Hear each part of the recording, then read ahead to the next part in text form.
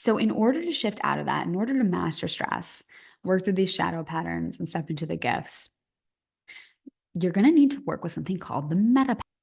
So the first is we don't need a tool, right? Because stressful things happen. Something comes up for you, or if you're in coaching, you intentionally bring it up with your coach. I like the 8 dimensions of wellness. We're here to talk about how to work through things in your day-to-day, so we're the most time effective that we can be. But number one is the stressful thing happens. Number two, the second element that the change begins here is you stop the stress response. You create a pattern interrupt.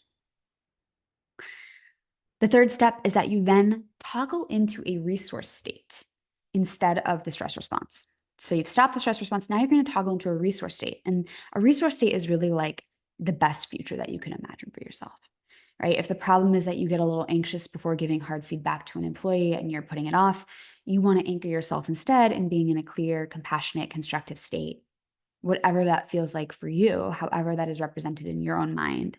And you really want to feel that and embody that and viscerally imagine that as much as you can. And then you're going to paste that resource state on top of the problem state.